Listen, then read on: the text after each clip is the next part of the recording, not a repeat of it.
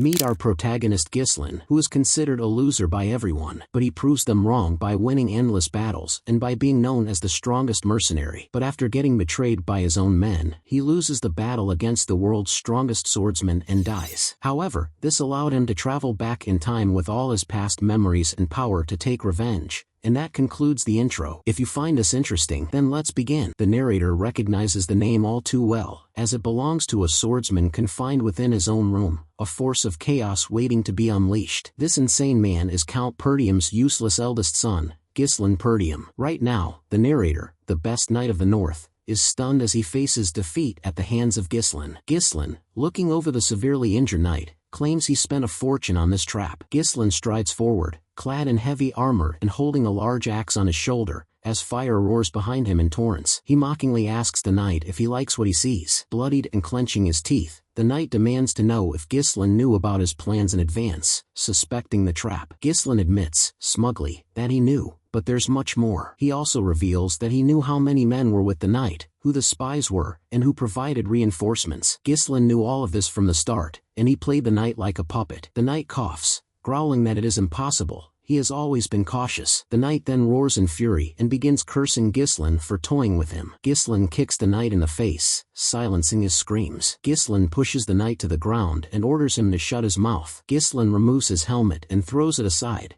telling the knight that no matter how many times he invades, he will never win. Ghislain smirks and declares that he has the true plans to win. An army camp was established 1 year ago in the kingdom of Lithuania, near the Perdium estate. Ghislain awakens abruptly, gasping for air, as if he has just escaped a nightmare. He runs his hand along his neck, surprised to find himself still alive. With disbelief on his face, he realizes that he was killed only moments ago, but here he is, alive. Ghislain had recently lost his sword in a fierce battle when it was thrown out of his grasp. Ghislain cursed, half covered in blood and bleeding profusely, bracing himself for defeat. Suddenly, another enemy's attack slashed deep across his chest. Ghislain collapsed to his knees, as the enemy approached with a smirk, declaring that this was it. Ul'dun, one of the continent's top 7 Nobel knights, smiled even wider and declared the war over. Raising his sword at Ghislain, Ul'dun asked if he had any final words, to which Ghislain simply expressed regret for failing to exact his revenge. Ghislain cursed Ul'dun to death, his face covered in blood. Hearing this, Ul'dun scoffed and called Ghislain arrogant. Ul'dun expressed surprise that Ghislain was the eldest son of the fallen Perdium household and inquired as to whether he had abandoned his family following the death of his sister. Ghislain was perplexed as to how Ul'dun knew this given their differences in kingdoms. Ul'dun explained that he'd spent a long time searching for Ghislain. Ul'dun also revealed that they collaborated with the Delphines to bring down Ghislain's family. Ghislain was taken aback when he heard the word "we," realizing it was more than just Duke Delphine's household involved. Placing his sword near Ghislain's neck, Ul'dun stated that there was no point in explaining further and suggested Ghislain accept his fate. Ghislain cursed Ul'dun again, his voice trembling, vowing never to forgive or forget. Ul'dun simply replied with a cold okay and severed Ghislain's head. Returning to the present, Ghislain discovers that he is still alive and well, despite having died only moments before. Looking at his reflection, he wonders if it was a hallucination,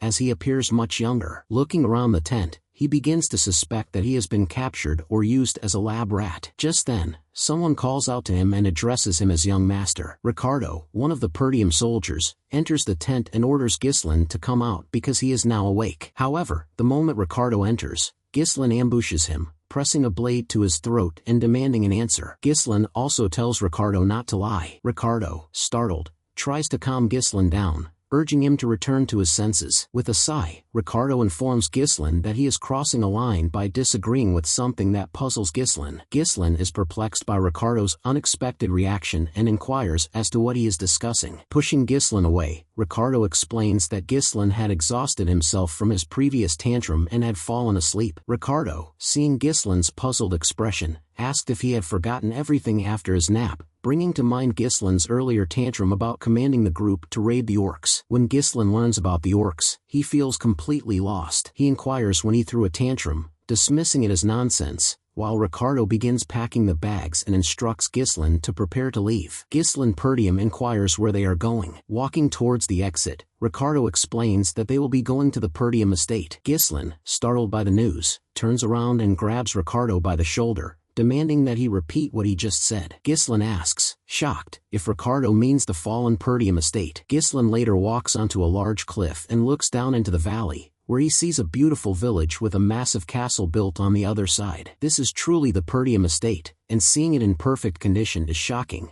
He had last seen it reduced to ashes. Ricardo whispers into Ghislain's ear, warning him not to refer to his own household as fallen or he will be kicked out of court. Ghislain pinches his cheeks hard, thinking he's dreaming. Feeling the pain, he quickly confirms that he is not dreaming. With a younger face and the estate in its original state, it can only mean one thing. Ghislain Perdium believes he has traveled to the past. In his younger years, he despised the household. His immaturity, stemming from feelings of inferiority, caused problems, and members of the household eventually began to avoid him. He once fled his home because he couldn't take the criticism. Several years later, Ghislain became a mercenary, surviving numerous battles, honing his skills, and establishing a reputation for himself. After years away, he returned to his homeland to atone for his past transgressions, only to find that his home had been reduced to ashes. That day, he lost everything, something he never imagined he had. And now, in the present, everything he once lost is right in front of him. All of his loved ones are still alive. Ghislain is overcome with joy and feels compelled to sing and dance, but he realizes it's too early to celebrate. He recalls Ricardo mentioning something about orcs, which he must address today, because, as he recalls today, he knows the majority of the raid squad will die. Ghislain has previously followed this orc raid squad, where they initially expected only 3 orcs. However, when they encountered the orcs, they discovered an entire army, killing the majority of the raiders. But now, in the present, Ghislain is more confident that he can lead the squad to victory, as those orcs do not appear to have a strategy. Suddenly, a camp watchtower flies past Ghislain, shocking him. The watchtower collapses just a few feet away from him. The soldiers, terrified, shout that the orcs are on the attack. A group of large and fierce orcs charge towards the camp. Ghislain is surprised that they have arrived so early. The orcs charge through the camp, slaughtering every man in their way. Raid Squad Commander Skoven orders the soldiers to form up and not panic as he charges forward. However, a stronger orc swings its large blade and strikes Skoven, who manages to block it with his sword. Skoven's face is filled with terror as he realizes they were unprepared and that there are far too many orcs ambushing them. While he is lost in thought, someone warns him. Someone warns Skoven that an orc is about to attack him from behind. As the orc raises its axe to crush Skoven, a minor explosion occurs nearby. Skoven is suddenly grabbed and pushed out of harm's way just as the orc swings its axe down. Skoven turns his head, surprised to see Ghislain preparing to face the orc alone. Ghislain's sword strikes the orc near its hand and, with a powerful blow, he cuts it off. Skoven and the other soldiers stare in awe at Ghislain's strength. The orc screams in agony as blood flows like a river from his wound. With a loud crash, the orc falls to the ground. Ghislain adjusts his sword and realizes he can't use mana, wishing he had returned to the past sooner. Then he walks up to Skoven and asks if he is the commander, while Skoven, still confused, falls back in shock. Ghislain extends his hand to Skoven, who sits stunned on the ground, and asks him to give him something. Ghislain states that he requires commander rights. With his hand extended towards Skoven, Ghislain Perdium asks him to hand over the right to command. Hearing such a request, Skoven is taken aback, thinking Ghislain is playing with the lives of soldiers. Rising to his feet, he turns away and firmly refuses. Walking away, Skoven points out that this is not a game, and even if Ghislain is the young master, he cannot have command. Ghislain feels annoyed at being rejected, though he understands why Skoven refused his request. Suddenly, another orc comes charging toward them. Raising his sword, Skoven tells Ghislain to fall back, insisting that he's too inexperienced to lead the troops. Saying he has no choice, Ghislain also raises his sword and hurls it forward with force, narrowly missing Skoven's face. Turning around and grabbing Ghislain by the collar, Skoven bellows, demanding to know what he's doing. At that moment, he hears a groaning noise from behind and, startled, turns around. To his surprise, he sees that the sword Ghislain threw has struck the orc right in its forehead. As blood trickles down its face, the orc lets out a growl. Then it falls back, slamming down onto the ground on its back. Skoven is bewildered, wondering how Ghislain spotted the orc's weak spot. Ghislain addresses Skoven, asking if he knows what the most important thing in battle is. He explains that when the troops are filled with fear, there's no chance of victory. With a smile, Ghislain states that they need to gain momentum. He then sprints away at high speed, cruising past the dead orc and pulling out his sword lodged in its head. Like lightning, Ghislain runs through the battlefield, leaping up and raising his sword above his head. With a powerful blow, he lands on top of an orc leading the charge, plunging his sword into its head. Scoven watches this event with a look of mixed terror and astonishment. Holding his bloody sword high, Ghislain challenges the other orcs to come at him. Raising his sword, he bellows that he will kill all the orcs. The orcs charge toward Ghislain, snarling and growling loudly as he charges back at them. Moving swiftly and with smooth reflexes, Ghislain glides through the battle, cutting through the orcs as if they were mere flies. Watching all this, Scoven thinks he might be dreaming. Even as a mana user, Scoven can't take down a single orc, and seeing Ghislain fight like this is unbelievable. However, he notices Ghislain is starting to tire. Still, he sees Ghislain using minimal movements to dodge the orcs' attacks, striking back at their weak spots with expert swordsmanship. It's as if Ghislain is a manaless sword master. Scoven gets the feeling that Ghislain may be something even greater than just a sword master. Meanwhile, Ghislain continues to slaughter the orcs, taunting them about their lack of warrior reputation. He mocks the orcs, claiming they are not living up to their status as a warrior species. The other soldiers notice that Ghislain is running away, with the orcs in hot pursuit. Seeing the commander frozen in shock, one of the soldiers shouts to snap him back to reality. Meanwhile, Scoven is lost in thought, unsure what Ghislain is trying to achieve. Just moments ago, Ghislain charged into the group of orcs to gain their attention,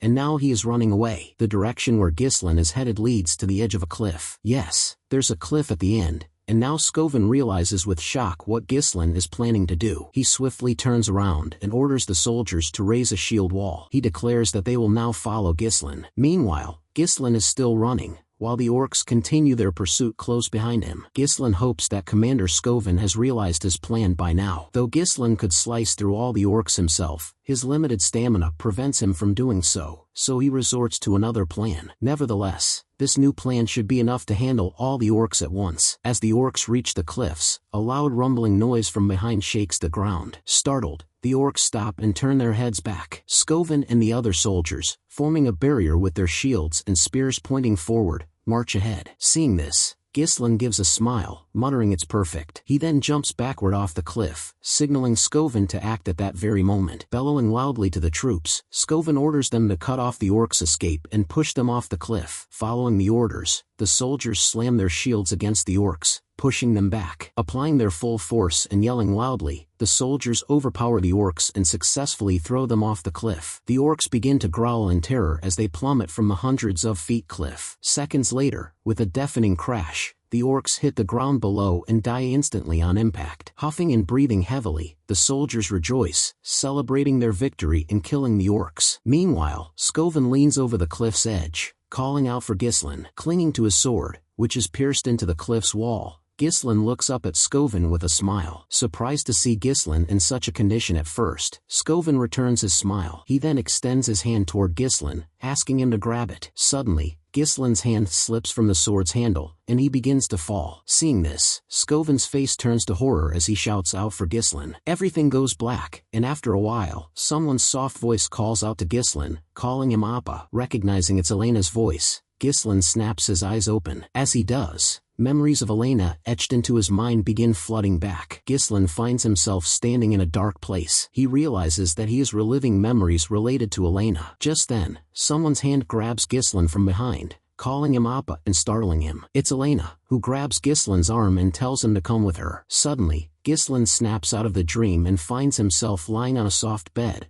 with a wet cloth placed on his forehead. He is inside a small room. Raising his hand, he examines it, noting that he's alive. Sitting up, he wonders if the vision he just saw was a dream. As he gets up, he groans in pain, feeling a stinging ache throughout his body. Clutching his stomach, he mutters that his whole body hurts, thinking it's the consequence of pushing himself to the limit. Just then, someone else enters the room and sees Ghislain awake. A maid, looking at him happily, exclaims that he is awake. Ghislain recognizes the maid as Belinda. Placing a pot on the nearby table, Belinda asks Ghislain if he knows how worried she was. Without saying a word, Ghislain jumps out of bed and gives Belinda a tight hug, startling her. Looking puzzled at Ghislain's strange behavior, Belinda asks what happened and if he did something wrong, but he simply says he's glad to see her. Belinda is Ghislain's personal tutor, the only one who stayed by his side and loved him since childhood. After the family fell into ruins, Belinda went missing, and Ghislain never saw her again. Now, seeing her alive in person,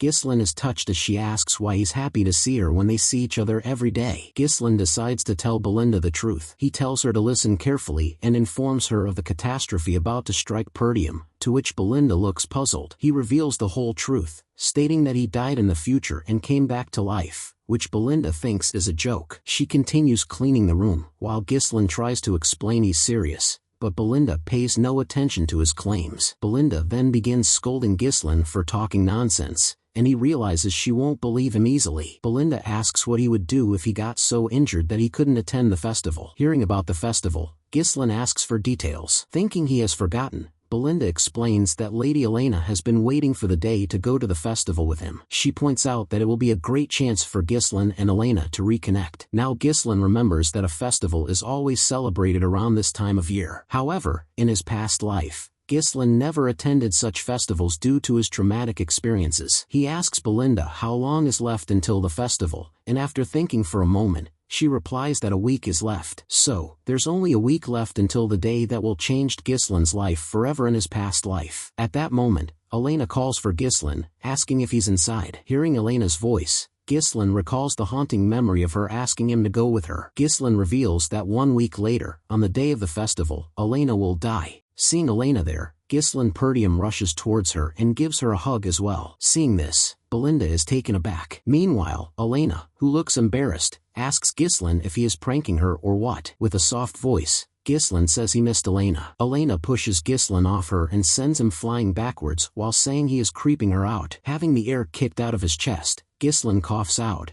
noting that Elena has too much strength for her age. Looking crossed, Elena says Belinda asked her to be here and asks Ghislaine what game he is playing, saying him hugging her won't make things okay. Elena reveals that just days ago, Ghislaine had scolded her and told her to piss off and even said he feels disgusted by her breath. Feeling a little guilty, Ghislaine agrees he was indeed a piece of shit in his past life and apologizes to Elena. Seeing Ghislaine apologize for the first time ever, both Elena and Belinda are shaken and ask Ghislaine Perdium if the orcs hit him in his head. Feeling irritated at being treated like a weirdo, Ghislaine shouts out that he is fine and didn't get hit, but right then, he feels piercing pain in every part of his body. Seeing Ghislaine kneeling down suddenly on the ground, Elena smirks and confirms that Ghislaine Perdium did get hit. Belinda and Elena then start giggling, and Ghislaine watches them in silence. Seeing them so happy, Ghislaine also gives a small smile, noting that everyone is as he remembers them. In his previous life, Ghislaine had rejected Elena's offer to go to the festival with her by making an excuse. That was the last time he ever saw her, and that memory of Elena trying to make him go with her still haunts him. Later on, Elena's dead body was found in a bad state along with the dead bodies of her bodyguards. So, Ghislaine had always blamed himself for not going with Elena and regretted it. At present,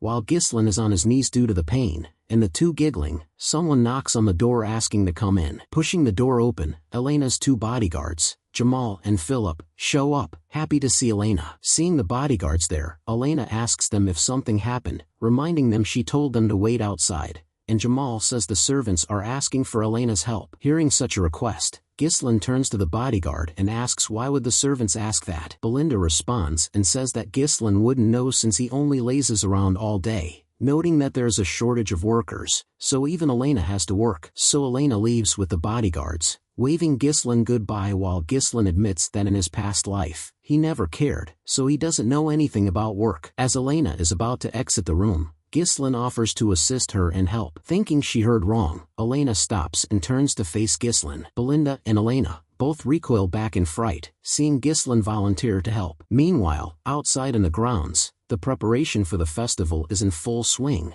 with dozens of servants all busy. Ghislaine, who wanted to help, also goes out, but Elena tells him to go away, pointing out that he will scare others from working. Saying so, Elena pushes Ghislaine away, telling him to stay out of their way if he wants to be of any help. Feeling Elena's strength as she pushes him, Ghislaine thinks when she gets killed, someone must have lured her out, as her body was found far from the festival grounds. So to prevent that death from happening in this life, Ghislaine decides to study the ins and outs of the castle first. While Elena is still trying to push Ghislaine away, someone comes running towards them, calling out for Ghislaine. Turning his head slightly to see who is calling, Ghislaine recognizes the old man Fergus, who, though looking exhausted, gives a relieved look seeing Ghislaine well. Holding onto Ghislaine's shoulders, Fergus claims he rushed over as soon as he could after hearing about the news of the orcs. With a smile, Elena says it's perfect timing. Fergus came and tells Fergus to take Ghislain away since he is acting weird. With an annoyed look, Ghislain realizes he can't do anything now and decides to inspect the castle the next day. He then asks Fergus if he knows the location of an abandoned training field in the castle and tells him to take him there, while Fergus asks why. Ghislain responds that he wants to train. Hearing Ghislain wants to train, Fergus looks baffled, but still, he agrees to take Ghislain there. After a while, upon reaching the training field, Ghislain gives a shocked look. He notes that this field is in a much better condition than he expected. Walking around the training field to examine it better,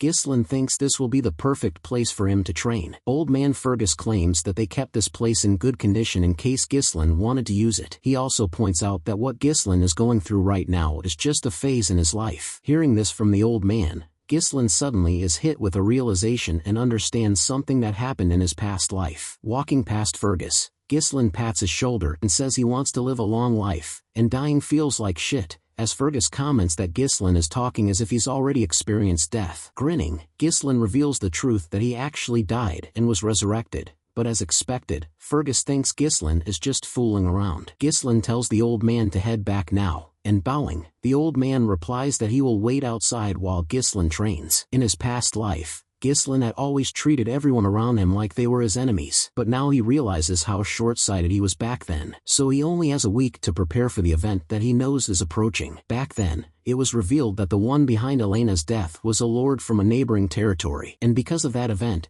Perdium was caught in a war and met its downfall. Elena's death was the main starting point that resulted in Perdium's downfall. That means, Ghislain has to start by preventing Elena's death and changing the course of history. First things first, Ghislain notes that he needs to get a better physique, though he doesn't have that much time. But still, he hopes he should be able to at least control mana. Mana is a supernatural resource that allows humans to break through their limits. Most people say that noticing and taking in the mana is the hardest part, but Ghislain was able to do that even during the battle. Ghislain has to connect the mana particles floating in the air and bundle them up as if he's spinning a spool. For someone like Ghislain, who has experienced tens of thousands of battles, creating a mana core is a piece of cake. But if it was just that, then Ghislain wouldn't have been a part of the strongest 7 of the land. Back then, Ghislain had found a half-burnt book on magic that taught him a great deal. With the magic he learned and the natural mana core of humans, Ghislain can create a second, and even a third mana core. Doing so, he connects those multiple mana cores and creates an explosive force. Suddenly, Ghislain begins to bleed from his mouth and nose. Coughing hard, he notes that he reached his limit at just 3 cores, though in his past life he reached 5. This method allows one to create an explosive force in a short time, but it requires a large amount of mana in return. This was the primary reason Ghislain lost to Iden in his past life. He was running out of mana when Iden ambushed him with an entire night order. That technique is usually unstable, but Ghislain isn't too concerned, as he has a youthful body and plenty of time now. Getting to his feet, he declares that this time he will defeat Iden. Not just Iden, but Ghislain vows to take down the bastards behind House Delphine who helped destroy his country. It's a week later, and tonight is the day of the festival. Ghislain puts on his clothes and ties the sword belt around his waist. Fully prepared for whatever is about to come, Ghislain makes his way through the streets. Waiting for him, Elena notices and exclaims in surprise that he really came for the first time ever. With a suspicious look, Elena claims she has heard is acting really odd and has been training every day for the past week. Looking annoyed, Ghislain asks what's so odd about training, and Elena points out that he never cared about these things before. Elena then reminds Ghislain that he had previously said their dad was annoying and wished he were the Lord already. Turning around with a wide smile on her face, Elena says she likes things as they are now. She adds that it seems like the old Ghislain is back. Hearing these comments, Ghislain remains silent. In the past week, Ghislain has realized something. Because of his actions, his perception and the future are slowly beginning to change. Though the general flow of events might be the same, it's difficult to gauge the impact of Ghislain's actions on small events. Due to this, Ghislain must now make good use of the information from the future and respond effectively to each situation. His preparations are now complete. As the festival continues, Ghislain and Elena visit different stalls, with Elena especially looking really happy. After a lot of roaming, Elena rests and exclaims that it was fun, though it's boring since every year is the same with no changes. Meanwhile, Ghislaine, whose mind is elsewhere, wonders why nothing is happening since the festival is about to end. Just then, someone asks Elena if she wants to check out other areas too. Alarmed at this, Ghislaine turns around as that person tells Elena that there are other events elsewhere and invites her to come with them. Looking excited, Elena takes the hand of that person and runs off with them. His eyes fully focused, Ghislaine stares after the two bodyguards of Elena as he realizes they are the traitors of his house. Elena's bodyguards, Jamal and Philip, her most trusted protectors since childhood, were thought to have been murdered in Ghislaine Perdium's previous life while protecting her. But Ghislaine now realizes that these two bodyguards are traitors to the house. After leading Elena to a secluded location, Jamal cheerfully announces that they have arrived. However, it is clear that they have arrived in an empty, isolated location. Elena expresses disappointment at the lack of anything interesting, while Jamal nervously insists that the people are not yet prepared. Jamal assures Elena that the people will arrive soon, but she angrily responds that no one will, as Ghislaine scans the area with caution. As expected, he observes that this seemingly deserted street is suspicious due to strategically placed obstacles that prevent any escape routes. Elena suddenly yanks Ghislaine around, declaring that they must leave this location. Jamal tries to persuade Elena to stay, but she refuses, insisting she will not stay in such a place any longer. Ghislaine wonders if Elena works out, impressed by her unusual strength. Elena collides with Philip, the other knight, while she is distracted by Ghislaine. Philip looks down at Elena and urges her to wait a little longer. Elena becomes concerned after noticing Philip's strange expression. She asks the bodyguards what's wrong and why they're acting strangely. Jamal, with a wicked grin, claims he did not intend to scare her, and, with an evil grin, he claims to have received a reasonable request. Elena asks what the request is. At that point, someone else appears, a group of 3 people, one wearing a hat and the others wearing hoods. Frank greets Elena and the knights, complimenting them on their clean work. Jamal turns to the newcomers, boasting that they have brought Elena as promised, and suggests that they complete the transaction. When Frank notices Ghislaine, he questions why he is there, stating that he had not requested Ghislaine's presence. Jamal responds that Ghislaine foolishly followed them, implying that they can deal with him alongside Elena. Ghislaine confronts Jamal about the audacity of selling them. Grinning, Jamal tells Ghislaine to worry about himself, revealing that he and Philip intend to flee to a distant location. He complains about being sick and tired of their impoverished land. Jamal shrugs, pointing out that there are far better places for them. But before he can continue, Ghislaine dashes toward him, slicing him with his sword in an instant. Jamal, bewildered, discovers a large gash on his chest and begins to bleed. The onlookers gasp in surprise and alarm. Jamal collapses to the ground, instantly dying. Ghislaine looks at Philip with fierce determination. Philip grabs Elena quickly, fear in his eyes, cursing Jamal for losing to an amateur like Ghislaine. Before Philip can respond further, Ghislaine hurls his sword at him, striking him in the forehead. Philip, unable to understand, shouts that it is impossible. Elena rushes to Ghislaine and hugs him tightly as Philip lies lifeless on the ground. The 3 men who observe Ghislaine's abilities struggle to reconcile his prowess with their belief that he had never trained before. Frank claims that the man before them is Ghislaine, but it's shocking to see him wield such man-infused attacks. Elena, trembling with fear and clutching Ghislaine, asks him what's going on. Ghislaine remains silent, then strikes her near the neck, knocking her out. He gently lays her down on the ground and tells her to rest. Frank thanks Ghislaine for doing the dirty work, and Ghislaine turns to face the 3 men. Approaching him, Frank admits that Ghislaine is far more formidable than he had previously thought, and admits that they intended to eliminate those knights themselves. He asks Ghislaine if he has been hiding his abilities. With his sword in hand, Ghislaine wonders why Frank cares. He concentrates on the 3 adversaries, sensing that, while the 2 other than Frank are unimportant, Frank exudes mana on a higher level. Determined to end this quickly, Ghislaine asks Frank whose request he is fulfilling. Frank dismisses the need for explanation, claiming that Ghislaine will die now. Ghislaine, anticipating Frank's evasion, predicts that Frank will eventually reveal the truth. The man on Frank's right suggests killing Ghislaine quickly, but Frank refuses, insisting on capturing him for torture. He observes that they want Ghislaine to writhe in agony so that their plans can unfold perfectly. Following Frank's orders, the 2 men charge at Ghislaine with weapons drawn. Ghislaine prepares for battle by pulling out something resembling a candle. He flings it at the 2 attackers. One of the men identifies the flying object as a firecracker. While he is distracted, Ghislaine charges at him and strikes with his sword. The first man dies, leaving the second to swing his sword at Ghislaine, dismissing the strategy as a cheap trick. Ghislain reacted quickly, blocking the incoming sword with his own. As quick as lightning, he locks the enemy's sword between his armpits. He uses a forceful motion to disarm the man. Ghislain swings his sword in one fluid motion, killing the man with a single swipe. Ghislain senses danger when Frank attacks him from behind with a sword. Ghislain, on the other hand, deflects the surprise attack with ease. Frank, taken aback by the ease of the block, finds himself on the defensive as Ghislain counters with a quick 360-degree turn. Ghislain's sword strikes true, cutting Frank's pipe in half. As the two pieces crash to the ground, Frank retaliates with a downward swing at Ghislain's head. Ghislain swiftly blocks the attack once more. A large cut appears around Frank's neck, and he realizes that without enough mana, he would have been beheaded. Ghislain, surprised that Frank survived his attack, deduces that Frank must have focused all of his mana around his neck to minimize damage. Preparing to unleash his full power, Frank is perplexed by Ghislain's strength at such a young age,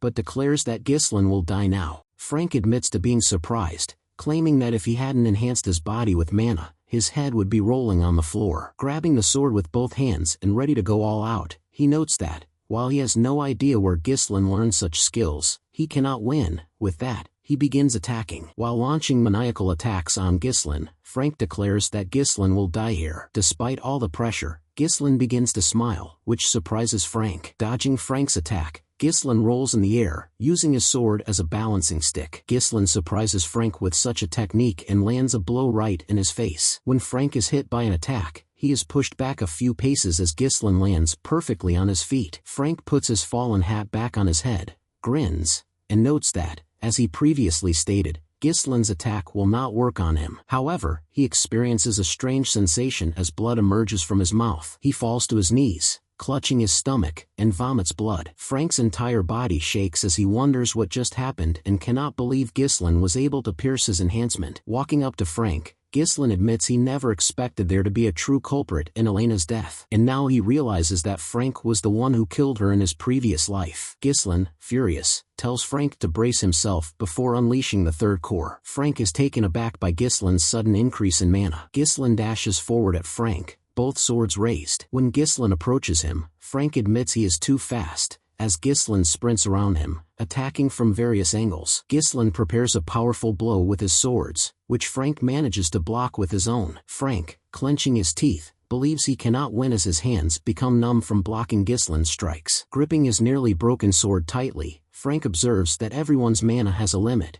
but after seeing Ghislain increase his mana, he realizes he never knew it was possible before. Frank believes Ghislain has changed dramatically. Ghislain swings his swords once more, shattering Frank's sword into pieces. Finally, Ghislain Perdium's attacks struck Frank squarely in the chest. As a large and deep gash appears around Frank's chest, he starts bleeding profusely. Ghislain raises his sword high and thrusts it forward, stabbing Frank. Frank opens his mouth wide and spits out blood. Ghislain then pushes Frank back against the wall, placing his arm at his throat. Ghislain suggests they finish their previous conversation while Frank is immovable against the wall, and he asks Frank to reveal who asked him to kill Elena. Frank decides he will not go down easily and withdraws a small kunai from his sleeve to throw it at Elena, who is unconscious a little away, before taking her with him. So he repositions the kunai and is about to hurl it at Elena when, out of nowhere, some strings bind his hand and the weapon. Ghislain, who is holding the strings, offers Frank a deal, and he agrees to sheath his sword if Frank answers his questions. Unable to move, Frank examines the strings and wonders if they are made of mana, wondering when Ghislain had the time to create them. Ghislain points out that Frank should be able to repair his wounds. He also threatens to destroy Frank's mana core, implying that nothing will matter. Frank is completely stunned upon hearing this. The location where Ghislain stabbed Frank suddenly glows faintly. Frank screams as he realizes his mana is scattering. He yells at Ghislain, asking if he is insane,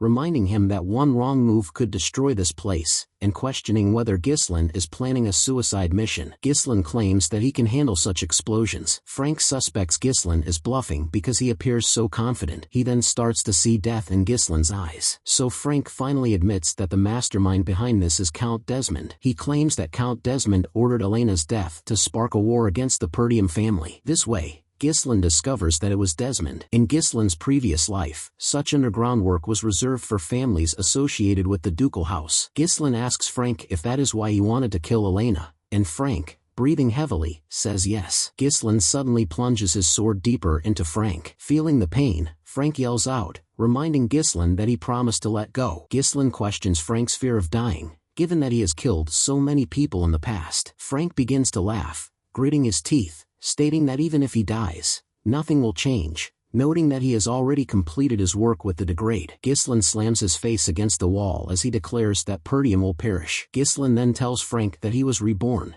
and things will be different this time. And then he destroys Frank's mana core, killing him. At that point, a streak of mana shoots into the air. A little higher up, it explodes like a firework, while Frank falls to his death on the ground. The area is littered with blood and corpses. Ghislain turns around and looks at Elena, who is peacefully passed out and lying on the ground. Ghislain drops his swords and lifts his head, releasing his exhaustion. Then he feels a sharp pain and collapses on all fours, vomiting blood. Wiping his bloody face, he curses, noting that in his previous life, exploding 3 cores was not such a problem. Declaring that he will not fall like this, he kicks open the door to the nearby warehouse and enters. In his previous life, they had discovered another body besides Elena in this location, and as Ghislain enters the warehouse, he notices a body. That body belonged to the son of Degrade. Ghislain now realizes that this man was killed along with his escort knight, accusing him of Elena's murder. War will break out as soon as this news spreads, so Ghislain decides to remove all evidence. Ghislain walks away, carrying Elena safely on his back, after setting fire to the entire warehouse and the bodies inside it. Unbeknownst to Ghislain, a spy stands on a nearby tree branch, watching him. The spy vanishes from the branch as quickly as he appeared. In a dark hall, a meeting is taking place where the spy who previously spied on Ghislain informs the committee that they were unable to kill Elena. Kneeling in the middle, the spy explains that the plan failed solely due to Ghislain. When the committee members hear the name Ghislain, they thump on the table in anger and curse him. The toughest-looking man among them remarks that Ghislain is a useless piece of nonsense and asks the spy if he is making excuses. The spy points out that Ghislain was very different, and that the rumors about him could be false. He then has flashbacks to the battle he witnessed, where Ghislain fought very differently, easily defeated Frank, and killed him to save Elena. The spy points out that they have already resolved matters with the guard, so starting the territorial war will not be an issue,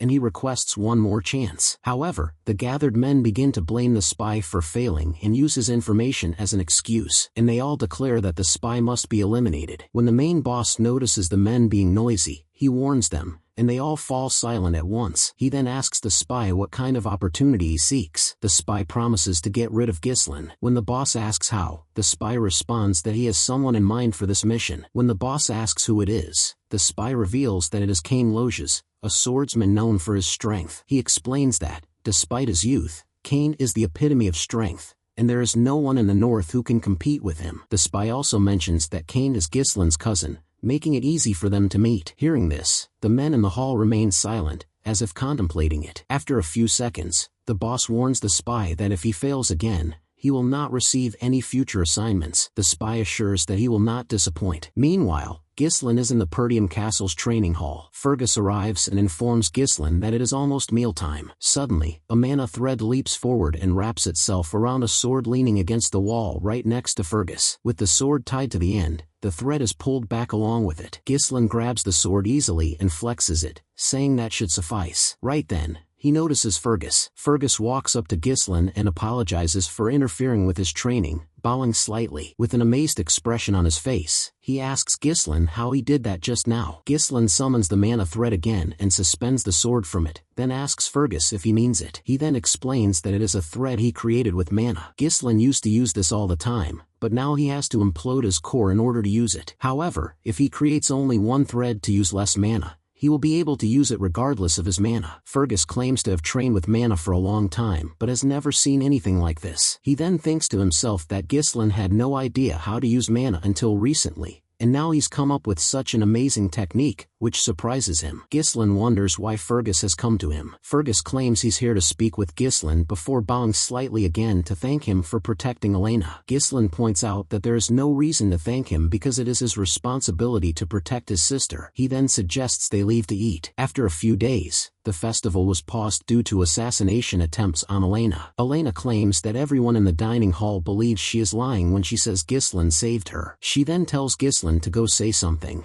but Ghislain realizes that no one will believe him. Meanwhile, Belinda, standing beside Elena, clenches her fist, angry at Elena's bodyguards for selling her out. Ghislain is relieved that Elena survived. Unlike in his previous life, he was able to prevent the war from occurring in the meantime, but he is confident that the villains will not give up. He realizes he won't be able to stop them on his own every time, so he intends to build a military force. While Ghislain is lost in thought, a cook enters the dining hall with the food trolley. As the cook places the food in front of Ghislain, he decides to become more involved in politics. Ghislain looks down at his plate and sees a single piece of pie. So he asks Belinda why they're being served dessert first, and she explains that it's because of their situation. Ghislain recoils slightly as he hears a loud, foul noise outside. A fat man in the street yells out, demanding that the Perdium family compensate for the damages caused by canceling the festival. The fat man is leading a mob of angry people who are all gathered outside the castle gate, demanding compensation. They all appear enraged as they threaten the lords to come out, while the guards attempt to calm the crowd. Ghislain is startled by this development and peers out the window, wondering what's going on. Belinda claims she anticipated this outcome after seeing the protesters. She also explains that their country is full of merchants who make a living off of the festival's profits. The merchants were understandably upset because the festivals were cancelled after only one day. Ghislain wonders if the country's situation is this bad. He realizes this is not good and knows that ignoring the merchants will only make them more aggressive. He then instructs Fergus to take the soldiers down and attempt to calm the crowd, but Fergus claims they do not have any soldiers. He claims that the orc raid has forced the majority of the soldiers to retreat to the forest. Perdium is basically perpetually at war because of the barbarians to the north,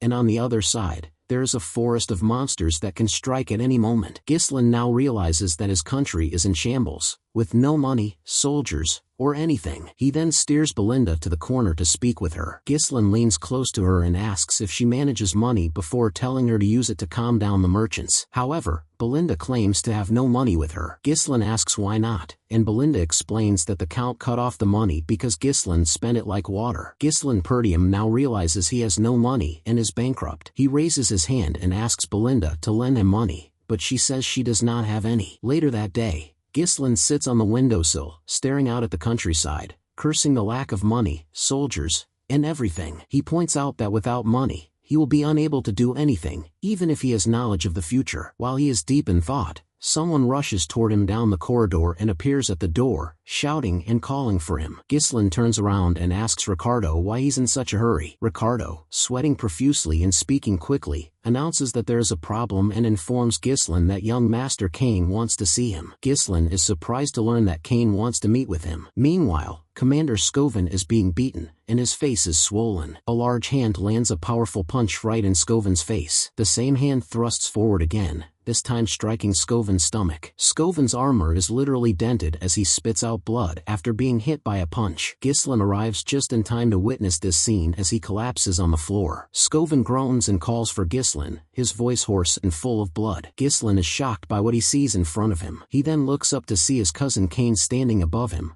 grinning menacingly as he greets him. Ghislain moves his gaze before him and notices Kane, his cousin, standing directly in front of him, his massive body casting a shadow. Kane smirks as he greets Ghislain. Ghislain squints slightly as he recognizes Kane. He recalls Kane's face vividly from his past. Kane is the heir to Loja's country, with which the Perdium family has formed an alliance, the Kane Lojas. Back then, Kane was Ghislain's only friend, as well as his true enemy. There is now tension in the air as Scoven lies on the ground, thoroughly beaten. As Ricardo arrives, Ghislain instructs him to report the incident. Ricardo informs him that they have responded to a report of a disturbance at the tavern. While inspecting, they discovered Kane and his escort knight. After recognizing Ricardo and Scoven, Kane inquired as to whether the rumors about Ghislain were true. Commander Scoven began explaining the rumors to Kane. Kane suddenly grabbed Scoven's face. Kane asked Scoven, with a warning tone, if he dared to lie to Loja's heir. As Ricardo finishes recounting the flashback, Kane began beating Scoven. Kane speaks, telling Ricardo to reveal the whole truth, pointing out that Scoven claimed Ghislain defeated the orcs and traitor knights on his own. Kane claims he beat up Scoven because he lied and praised Ghislain for something he could never do. With a grin, Kane observes that none of this would have occurred if Scoven had not lied in the first place. Ghislain Perdium remains silent throughout all of this. He admits that Kane had always treated him as a subordinate. Every time Kane visited Perdium, he made a mess, but no one said anything because Ghislain was essentially Kane's subordinate. Everyone was afraid to look down on Kane. Unlike Ghislain, who always had an inferiority complex,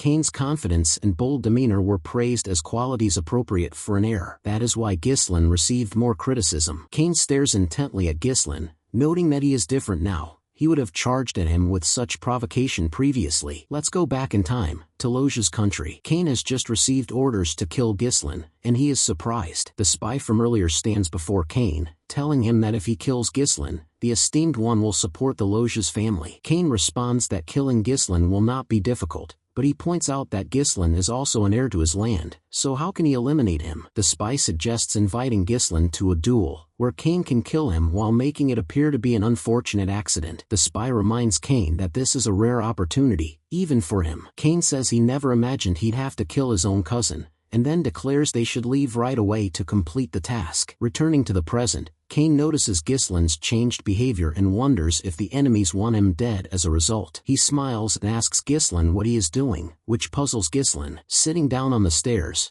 Kane wonders why Ghislain is still standing and if he has anything prepared for him. He mentions that he heard the festival had been cancelled and suggests they lighten the mood and have a great time. In a threatening tone, he asks Ghislain if he is saying anything wrong. Ghislain realizes what Kane is saying and asks if he is referring to that specific thing. Ghislain recalls that whenever Kane visited, he always had him prepare alcohol and other items. Ghislain used to comply with Kane's requests because he was weak, but things have changed, and he will no longer waste resources on Kane, especially since Ghislain is currently short on money, as Belinda informed him. Ghislain suddenly has an idea. Looking at Kane sitting in front of him, he realizes Kane could be a source of income. Kane addresses Ghislain, asking if he remembers to get those things ready quickly. Ghislain agrees to Kane's request and says he'll bring them right now. But first, he asks Kane if he has forgotten the debt he owes him. Hearing this, both the spy and Kane are perplexed, with Kane asking, repay for what? Ghislain reminds Kane that he has been preparing everything Kane has asked for free all along,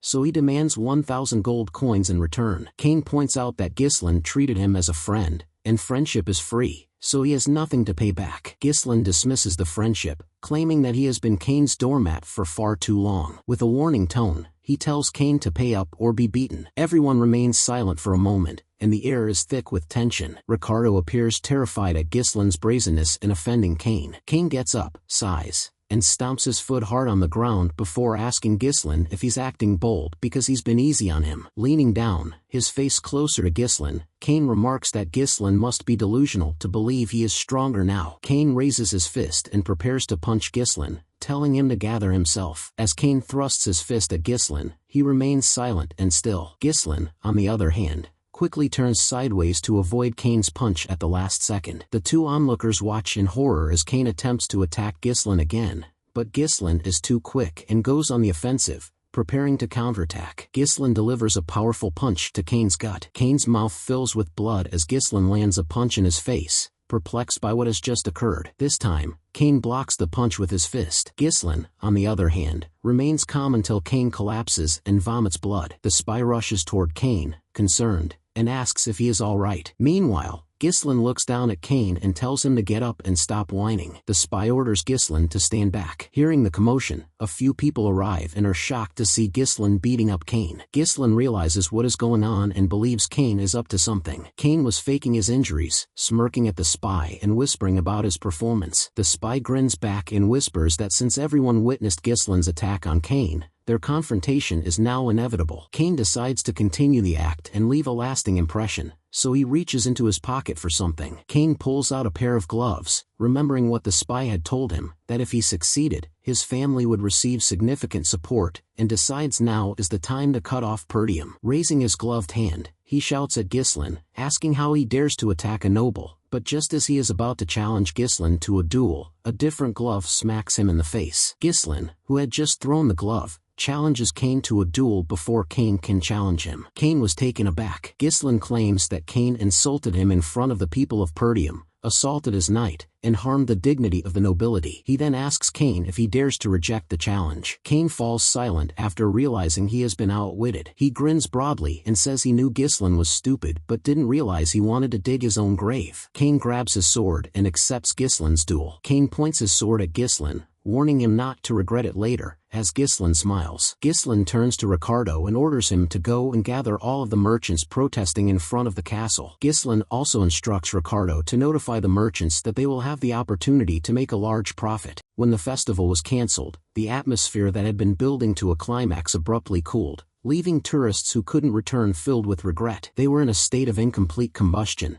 unable to spend either money or time. In such a situation, a duel would undoubtedly calm them all. The highly anticipated duel between Ghislain and Cain is about to begin. Hundreds of people have gathered, excitement palpable in the air as cheers erupt, some for Cain, others for Ghislain, with plenty of betting going on. Even the merchants, who were upset just moments ago, are now ecstatic as their businesses grow. The fat man who had gone up to the castle to protest now wears a satisfied grin, enjoying the bustling betting atmosphere. Money begins to flow and as bets are placed. In the arena, Cain rests his massive sword on the ground, piercing the wooden floor below, and wonders how Ghislain can turn a sacred duel into a marketplace. Cain's evil grin indicates that even if Ghislain surrenders, he will not withdraw his sword. When Ghislain hears this, he realizes Cain is determined to kill him. Ghislain is about to suggest that they begin the duel after noticing that enough people have gathered, when the spy shouts for them to wait. The spy claims that a proper bet cannot be made at this rate. The audience is perplexed by the interruption. The fat man in charge of the bets examines the parchment and declares that no one has placed a bet on Ghislain. Ghislain remains silent, listening as the crowd begins to jeer, claiming that he cannot beat Cain. Cain laughs and mocks Ghislain, claiming that even the marketplace ignores him. Commander Scoven arrives at this point and suggests they change the bet to how long Ghislain can stand up to Cain for. He places a large bag of money on the table and announces his bet on Ghislain. Ghislain smiles as another larger bag is placed on the table, seeing his plan come to fruition. Belinda and Elena, who have just joined, announce their intention to bet on Ghislain as well. Elena's sudden appearance astounded everyone, including Ghislain and the audience. Elena inquires whether their sum is sufficient for the bet, and the fat man checking the money agrees. Witnessing this, the spy turns to Cain to gauge his reaction, but Cain, unconcerned about the bets, scoffs at being forced to wait for no reason. Everything is now set for the duel. Ghislain points out that he is older than Cain and believes it would be odd if he made the first move. Saying this, he draws his sword, raises it high, and swings it in front of him. He then challenges Cain to come at him. Cain pauses for a moment before pointing his sword at Ghislain and bending his knees to gain strength in his legs. As the duel begins, Cain leaps off the ground and lunges at Ghislain, his sword raised high above his head and crashing down on Ghislain's blade. Ghislain looks surprised at Cain's strength, while Cain taunts him, claiming he can't save face now. Ghislain is pushed back slightly by the force of their collision. Cain grabs the metal part of the sword and tries to crush Ghislain with the handle, but Ghislain escapes just in time. Cain then pulls back a leg and attempts a powerful kick at Ghislain,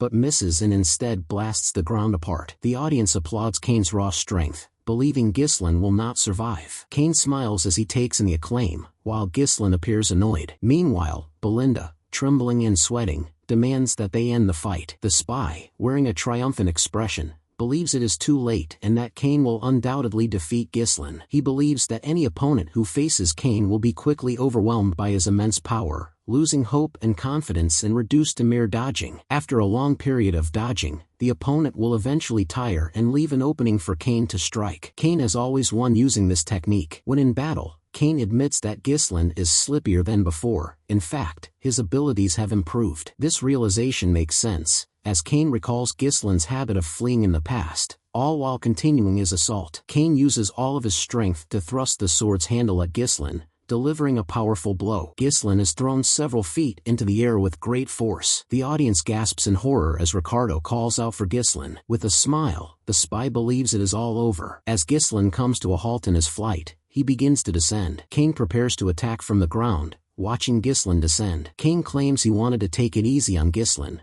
but now he won't, as Ghislain falls. Ghislain sprints quickly toward Cain as soon as he lands. He rushes past Cain, landing a sword strike against his side. Cain feels the sting of the attack, and the spy, who is now concerned, notices Ghislain has stabilized himself by condensing mana into his legs. Ghislain clicks his tongue, chastising Cain's ignorance and declaring that he will not be intimidated by mere displays of strength. Ghislain raises his sword in front of Cain, declaring that he will open his eyes. Cain, furious, raises his sword behind him, ready to strike, and asks Ghislain how he intends to do so. Retracing his steps, Ghislain swings sideways, using Kane's arms as leverage to perform a 360-degree turn in the air. As Kane's attack misses, Ghislain lands next to him and strikes in midair. Kane yells in rage and points his sword once more at Ghislain, but, once again, Ghislain leaps into the air, avoiding Kane's sword. Ghislain reacts quickly, landing directly on top of Kane's sword and pushing it down into the ground. He then swings his sword, cutting around Kane's chest. Ghislain pauses his assault to observe Kane, who is now on his knees, frozen in shock, blood oozing from shallow cuts on his body. The crowd gasps in surprise,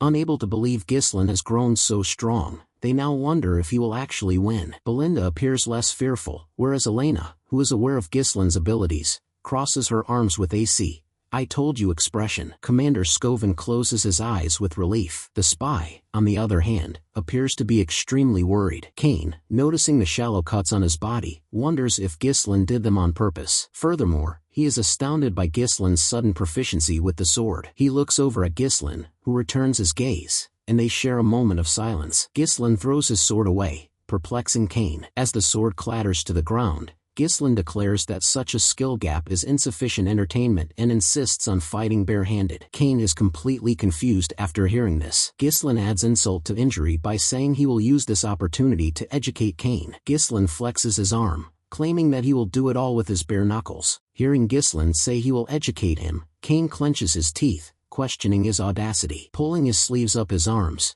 Ghislain affirms that since Kane is no match in swordsmanship, he will fight him hand-to-hand to make it fair. Not just that, Ghislain also declares he will bet 2,000 more gold coins on himself to win. Hearing this large amount of coin, the people in the audience are bewildered. Even the spy is completely baffled and speechless. But despite his worries, he now seems relieved that the fight will be barehanded, which Kane should win. The fatty shouts out to the audience, telling them to place their bets again since the method of fight is changing. Like the spy, the audience also seems confident that Kane will win the barehanded fight, and they all bet on him. However, some people also place bets on Ghislain. Kane begins laughing that Ghislain is challenging him to a barehanded fight. Tightly grabbing his sword, he removes his coat and says he will fight with a sword even if Ghislain Perdium fights barehanded and charges at him. From the side, Belinda curses Kane for using a sword and shouts at Ghislain to pick up his sword too. Raising his sword high, Kane brings it down with force, swinging at Ghislain. Ready to react, Ghislain says he will now knock some sense into Kane. Then he jerks forward,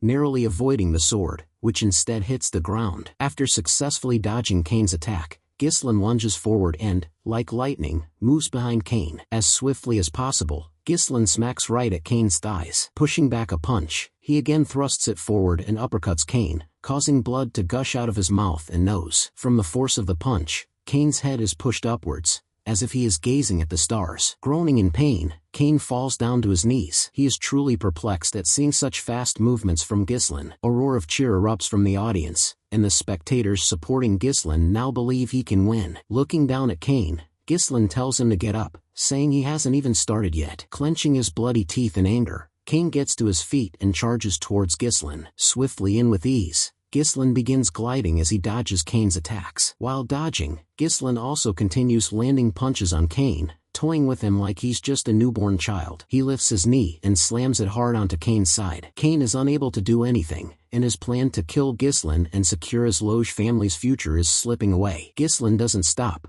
nor does Kane give up. The beating of Kane continues. Ghislain punches every part of Kane's body as if he were a punching bag. The sight is too brutal. It's not even a match. It's like Ghislain said, a lesson. After a while, Kane is in a truly bad state, his face all swollen, and he begins huffing. Grabbing Kane by the hair, Ghislain lifts his head up and says he pities his father. Ghislain points out that Count Loges, father of Kane, helped Perdium until it was on the verge of demise. But now, as Ghislain notes, his son, Kane, has a different idea that goes against his father. Unable to speak due to his condition, Kane remains silent and only listens. He then flashes back to a few years ago when he confronted his father, Count Loges, for sending more support to Perdium. He had told his father that even if they are friends with Count Perdium, it's not right to help them when they themselves are having a hard time. Kane had pointed out that it's not even been a week since his father's return, and he's talking about going back to help Perdium. With a disappointed look on his face, Cain had told his father not to go and help the Perdium family. With anger, Cain had reminded his father that everyone is against his decision to help Perdium and asked why he insists. Count Logis had turned back to his son Cain and told him that he is friends with Count Perdium, so he's helping. Now, in the present, Cain recalls those memories,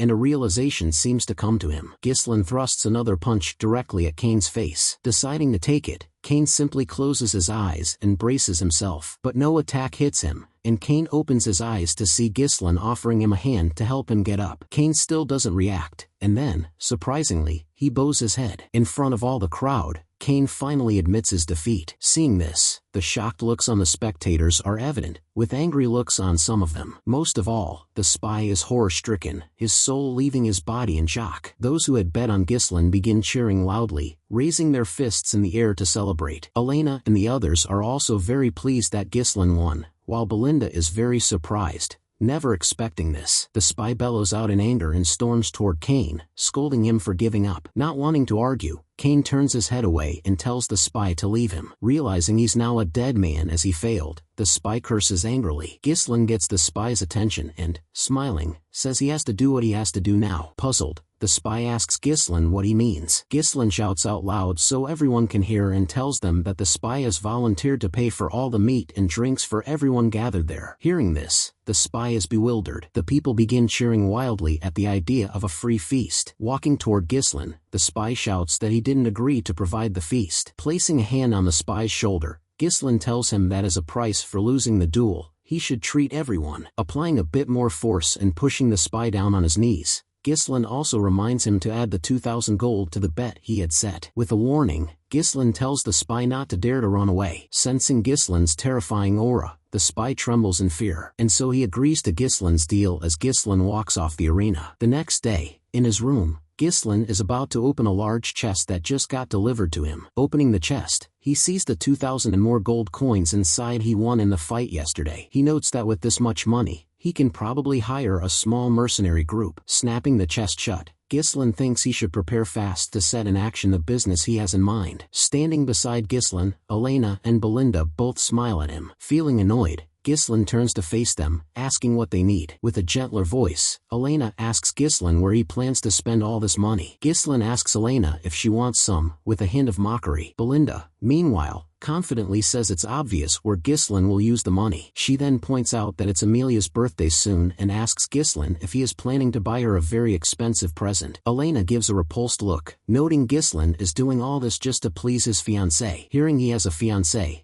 Ghislain is completely shocked.